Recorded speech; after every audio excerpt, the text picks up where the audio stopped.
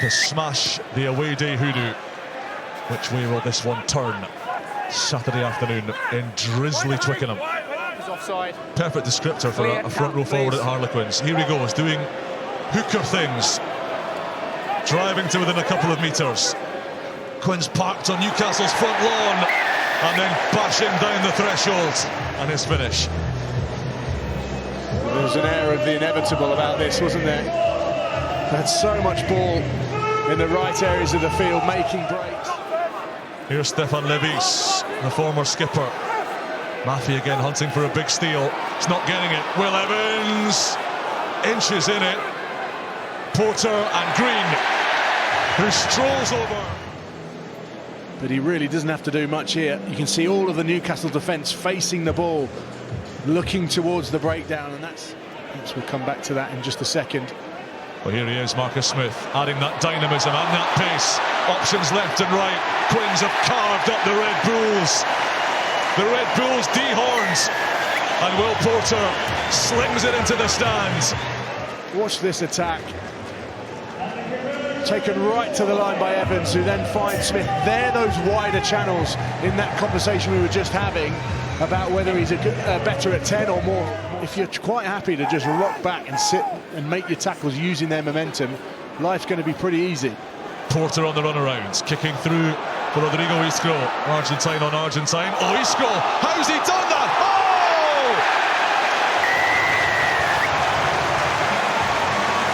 Argentine, with the biggest wingspan in West London, has just pulled off the outrageous. Levis feeding it out. Evans, Smith, Green, and still Tyrone Green. The flight and the fight. Absolutely no business gobbling that one up. In the corner, yeah. Marcus Smith just pulling defenders around. Look how the Green fights to stay on his feet.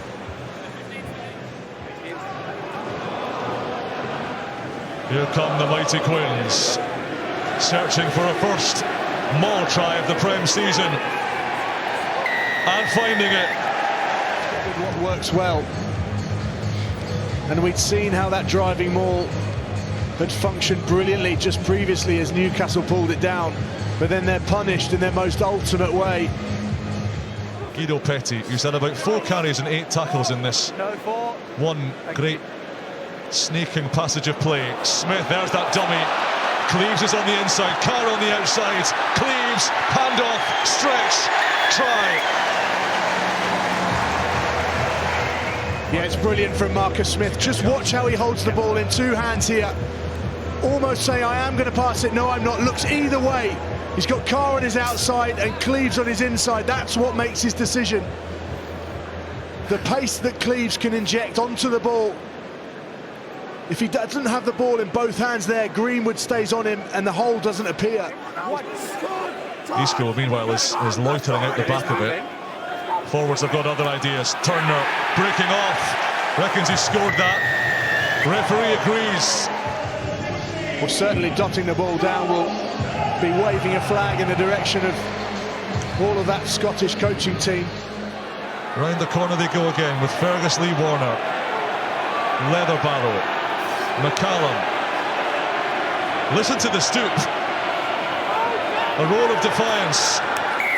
But it's Newcastle whose defiance yields a try. We want to get on the road back home with a 0 on the scoreboard. We talk about Quins fighting and being proud of pitch up. So they had to see some form of response, and they've got it. Clark to Leatherbarrow, into Marcus Smith, who clings onto an ankle. Leatherbarrow off the deck. Clark, vicious step, excellent tackle, and McCallum. Newcastle do get their second. Well, just Quins players lying in wake. Kerr, Turner and Smith. Bit of a gloss, the gloss off that 0 as Conham takes the extra 2. Harlequins looking a lot more like themselves today. A magical masterclass from Marcus with a wry grin under the posts. He has been the architect of so much of the positivity. Marcus, it was great to see you back out there strutting your stuff. You had a smile on your face for much of that match. How much fun did you have out there? Yeah, it's always a special feeling playing at the Stoop. Obviously last year wasn't good enough. We had some hard conversations Wednesday, Thursday. The boys that were in on Tuesday did a lot of problem solving, and I guess that's where the Premier League is. Oh, that's where the Premiership is at the minute, and that's where we are at the minute. We're trying to search for that consistency, but to bounce back the way we did. Credit to the coaches, credit to the boys that were there Tuesday. Did a lot of the work this week alongside Snap and Jared as well. I really enjoyed playing with Jared. I thought the way he organised the field around me made my job pretty easy. So yeah, massive shout out to Jared. Sure. The search for consistency here at Harlequins is nothing new. It's something you've been chasing for a long time. What's it going to take to find that real standard set, that stake in the ground whereby you're not dropping your standards, you're not having those fluctuations in performance? I think it's just honest conversations day in, day out. Like you said, it's been probably an issue for longer than I've been at the club. It's been an issue for as long as I've been at the club, but even growing up watching it, it's something that we're constantly trying to look into, reasons why. If it was easy, everyone would do it, everyone would win. So yeah, like I said, I think it's getting in a room over a beer, over a coffee, and talking things through, and trying to find the reason why we want to turn up, why we want to pitch up, and playing at home. It's like you said, it's pretty easy. We've got an amazing crowd, all our friends and family here. It was a nice sunny day, a few drizzles, but playing at the Stoop is something that we all don't want to take for granted, and it's about finding that across the country. Sure. As a playmaker, as a game driver and such a key man here, would you be quite vocal in that when it's time to have those tough conversations, time to maybe look within and reflect on what you're doing and why you're here? Yeah, I think first thing I've learned recently is you've got to look at yourself first. I think you've got to focus on your basics. Last week I was pretty poor, to be honest. So I did a lot of reflecting and looking into my own game, and then once your actions are there, I think then you can start trying to influence the people around you, and that's something that I want to personally grow this year, and I'm very lucky I've got a brilliant group around me. The forwards today were outstanding. Forwards in the first block have been amazing. It's about us backs trying to step up now and put us in the right areas of the field to win rugby games, and like you said, yeah, I try and share my experiences that I've learned across England and different environments as well. Jason, you talked about wanting to see the reaction from the players today. Did you get what you were after? Yeah, definitely. I thought the first 20 minutes, our physicality was really good. I thought our attack shape in particular, full credit there to Nick Evans, he just stripped it back a little bit this week, and I thought we saw the results of that today, so that was pleasing. Probably last 10 minutes, a little bit disappointed with that, not to finish it off well, but look, all in all, we wanted the 5 points and a good performance. Is that your stake in the ground now? I guess you could have said the same after the Saracens match, but is this the standard set and you don't want to deviate from that again and have another tricky one like Exeter? Yeah, look, I'm not going to say yes, because that's our issue. We put a stake in the ground, and then if we drop, the stake in the ground will be after 3 or 4 good performances in a row. That's when the stake hits the ground. You talked a little bit about the consistency. You referenced the fact it might be a longer term issue within the club. You gave us a little insight into what you were doing to eradicate those fluctuations behind training. I just want to probe a bit more about that. What kind of things, what does that look like when you're talking to the players, when you're coaching them? Yeah, look, we reference what we call our blue line, which means when we come in on Monday, no matter the result, we just get straight back to a good mindset. We don't get too high and we don't get too low with it as well. And how we can stack our Monday to Friday. We've got to make sure that every day we're getting better, because we can't have our Monday good and then our Tuesdays poor, because then that leads into poor performance. The leadership group's been excellent. You can see them starting to mature up, but around the boys with the club as well, we just got to make sure that we're not surrounding them with that behaviour either, because that doesn't do them any good. But I'm confident if we can keep the shoulder to the wheel, we'll be able to build that consistency. I don't think it's something that hopefully we don't see each week, but there's a lot of steps in place just to achieve that. Another excellent performance from Marcus Smith. He's really coming onto a game just in time for not just the feats that you want to see from here for Quins, but of course for the England's Autumn Nations Series window that's coming up.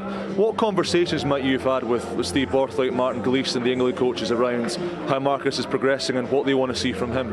Yeah, I haven't had a chat with any of the England coaches. So the thing with Smithy, it's probably, again, like everyone lauded him after Sarries and then everyone got into him last week. People will probably go back and pat him on the back today. Smithy will play well when our team plays well. So forwards won their collisions today. We won set piece. Thought Jared Evans really helped him at 12 as another ball player today. But the better our team functions, the better Smithy plays. Alan, does it feel like one step forward, two steps back at the moment? Yeah, I think so. I think that summarises the day, really. I think the disappointment was conceding the 5 tries in the first half. It was not good enough. There were some harsh words from the players at half time, and I always like to look for positives, and I think ultimately a positive from today was the impact of the bench. I think they actually, when they came on, in terms of showed the impact that they had, and that's probably the only positive from the game today.